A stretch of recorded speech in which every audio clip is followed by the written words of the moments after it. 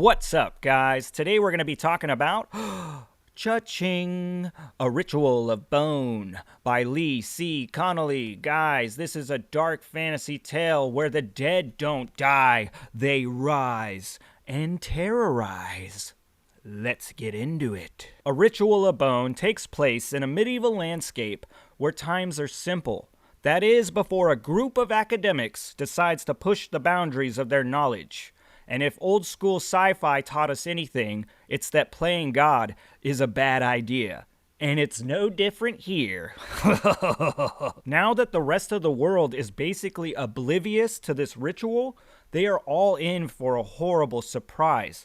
Like I mentioned, this is a simple time. Words like undead, zombie don't exist. They're not being used. This hasn't been seen before. So when the dead walk, it's terrifying. The first thing I want to jump into is going to be Conley's writing, because I think he does a couple things here I really enjoy.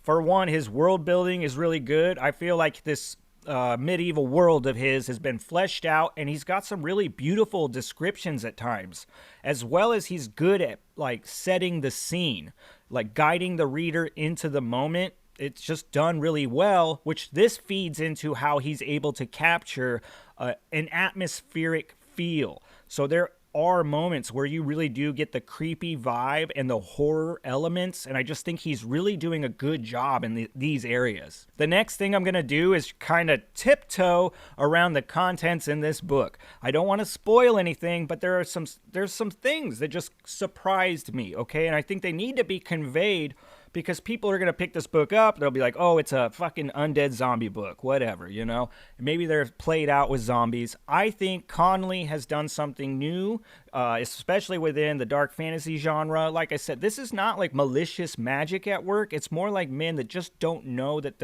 what the fuck they're doing, and they shouldn't be doing it.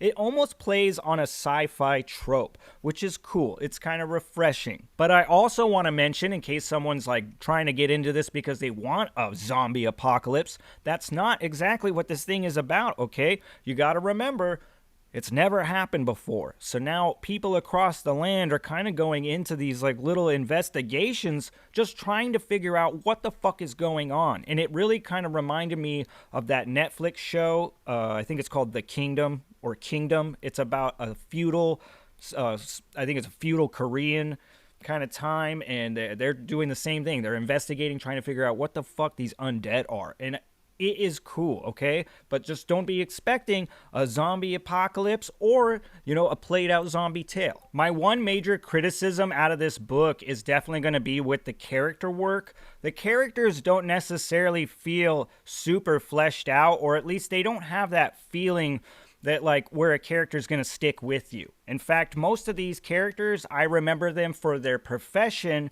more than their name. And now this didn't affect me at all with enjoying the story. I feel like the story was much more about this world and this event, you know, and the atmosphere of the story than it really was about the individual characters. But just know going in, if you're somebody that needs a character-driven story, you might get a little, you know, disappointed here, because I don't feel like these characters are that like fleshed out or even really that well done. They just feel like characters in the cool story.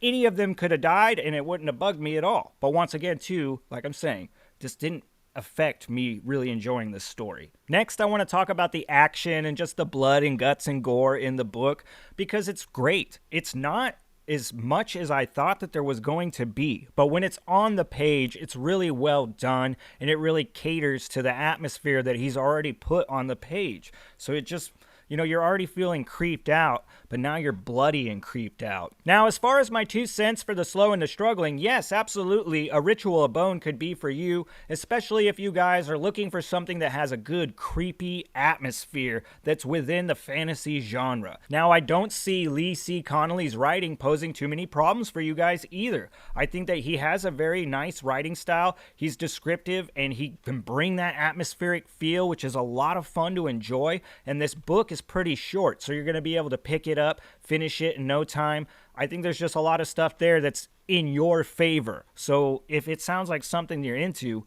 pick it on up. Well, as always, guys, thanks for spending some time down here at the channel. And to Lee C. Conley, I salute you, sir. Thank you for giving me the willies this Halloween season. Haha. And to the rest of you scoundrels still watching, gosh bless ya.